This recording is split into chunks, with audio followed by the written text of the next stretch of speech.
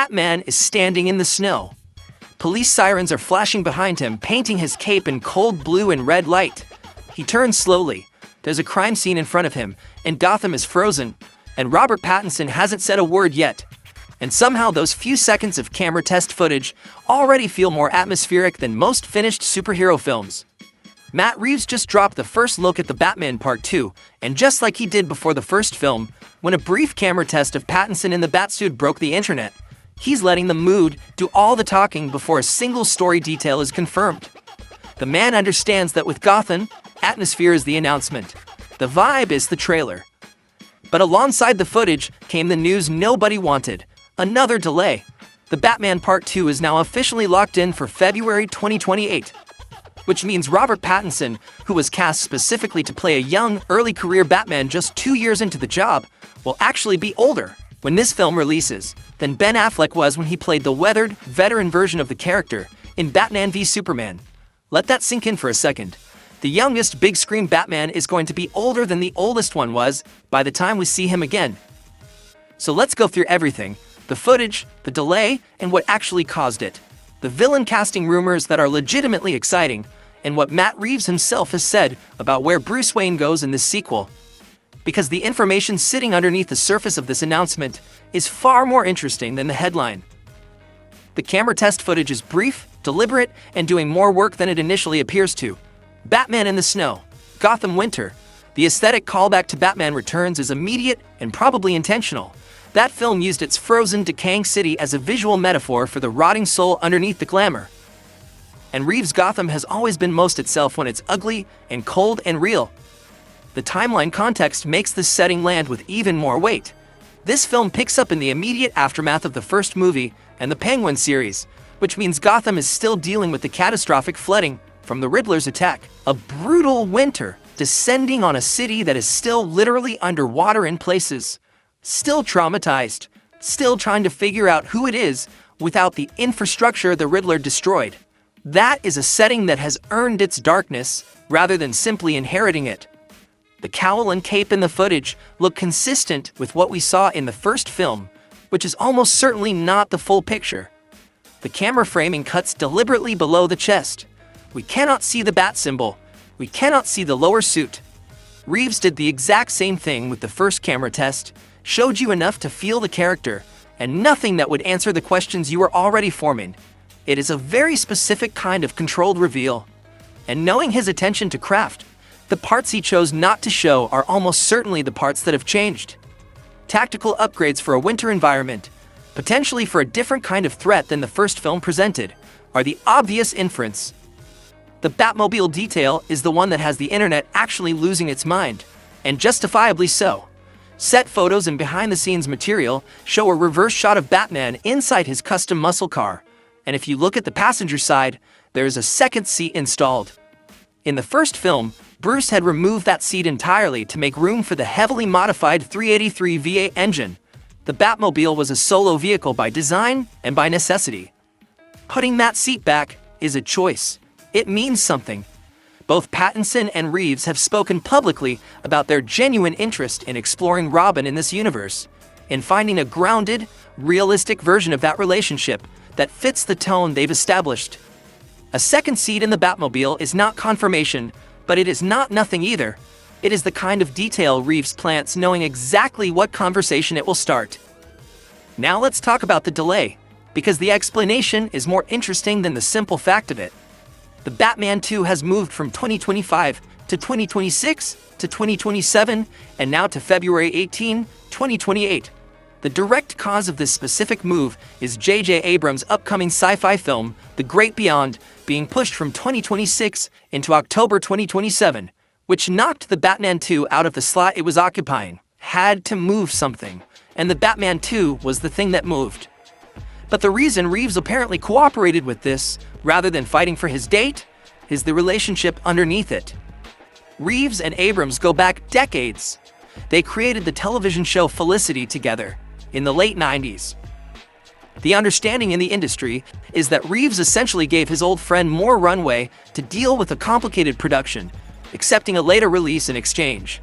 It is a favor between collaborators that is costing the Batman fanbase another year of waiting, which is a very specific kind of frustrating to sit with. The more optimistic reading is that Reeves is using every additional month. He has said explicitly that the script is still being perfected. For a filmmaker of his precision, and The Batman was a film where almost nothing was accidental, where the visual grammar and the emotional logic were operating in complete alignment throughout. Additional time in the writing stage is not wasted time. It is the thing that makes the final product what it needs to be. The villain situation is where the leak material gets genuinely exciting. The reports circulating around Scarlett Johansson connect her to the film's main antagonist role, and the description attached is the key detail. Not a standard comic-accurate villain. A serial killer with an obsession with plants and lethal toxins, potentially hunting Gotham's elite, with a possible connection to the Court of Owls. That description, in the context of the grounded, realistic tone Reeves has established, is unmistakably pointing toward Poison Ivy. Stripped of the fantastical botanical superpowers and rebuilt as something more genuinely terrifying. An eco-terrorist with expertise in toxicology. A killer whose methods are untraceable and whose targets are the powerful people destroying the natural world. That is a version of the character that fits perfectly inside the world Reeves built, where the Riddler was a radicalized internet-age conspiracy murderer, and the Penguin is just organized crime with a facial deformity. Poison Ivy as a real-world toxicological serial killer with ideological motivation is exactly the kind of translation that this universe does well. The Court of Owls connection is the thread that could make this film enormous in scope. If Johansson's character is hunting Gotham's elite, and that connects to the Court, the secret society of old money that has controlled Gotham from the shadows for generations, then The Batman Part 2 isn't just a prime story with a new villain. It is the story of Gotham's hidden infrastructure, the rot that exists above the street level rather than beneath it. That is the logical next step after a film that exposed the corruption of the police and the political class. Go deeper. Go higher. Find the thing that was pulling the strings before anyone being investigated in the first film was even born. Sebastian stands shaving his head, and reports connecting him to Victor Zsasz is casting that makes immediate, instinctive sense. Zsasz is one of the most genuinely unsettling Batman villains precisely because of his simplicity. He kills, he marks his own body to keep count, he has no grand ideology beyond the act itself. In a film already dealing with Johansson's character, and presumably Harvey Dent's arc, Zsasz as an additional threat provides a completely different kind of darkness. Stan has spent years playing characters who operate at the edge of their own psychology, and that particular skill set is exactly what Zsasz requires. Bryan Tyree Henry as Harvey Dent is the casting that has the most long-term implications for the universe. Harvey Dent as district attorney stepping into the vacuum left by Gil Colson's death in the first film is perfect structural logic. The city needs a legal crusader to fill the void, and Dent historically arrives as the best version of institutional hope, right before everything about his story dismantles that hope. Henry brings warmth and genuine humanity to roles that need to be likable before they break. You have to believe in Harvey Dent, you have to want him to win, and then the acid has to mean something. If Hemi's arc in this film tracks from crusading DA, taking on the Falcone and Maroni remnants, to the beginning of his descent, the emotional weight of that is going to be enormous, with this particular actor carrying it. The thematic shift Reeves has described for the sequel is the detail that excites me most about where this is actually going. The first film was about the symbol, the detective, the persona of Batman being constructed and stress-tested. The second film, Reeves has said, is going to focus on Bruce Wayne, the person underneath the mask.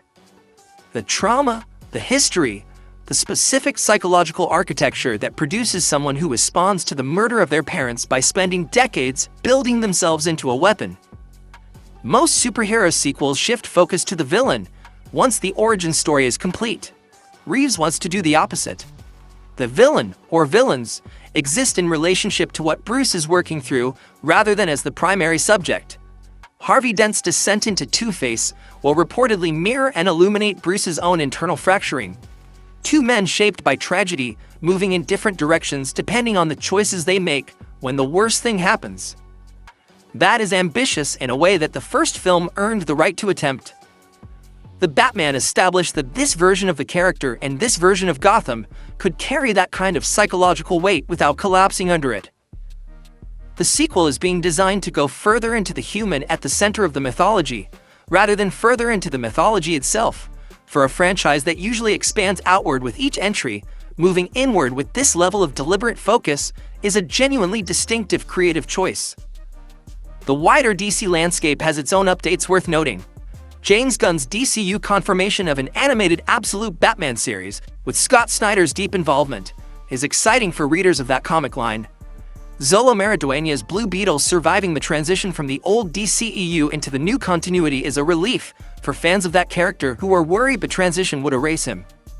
And the Lantern series, featuring Jon Stewart being positioned as the connective tissue between the new Superman film and the eventual Justice League, is exactly the kind of patient architectural world-building that the original MCU used so effectively, using television and smaller films to lay the groundwork before the large-scale convergence events. But all of that is background noise compared to the main event.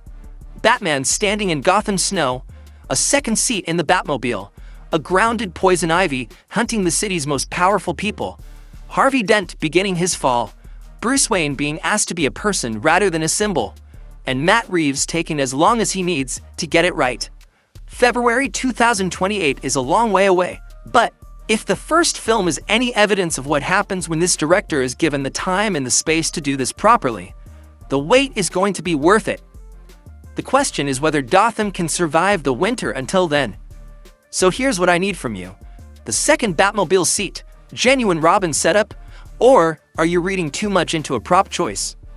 And Scarlett Johansson as a grounded Poison Ivy serial killer, is that the most exciting villain casting in the DC universe right now? Or does the departure from the comics bother you?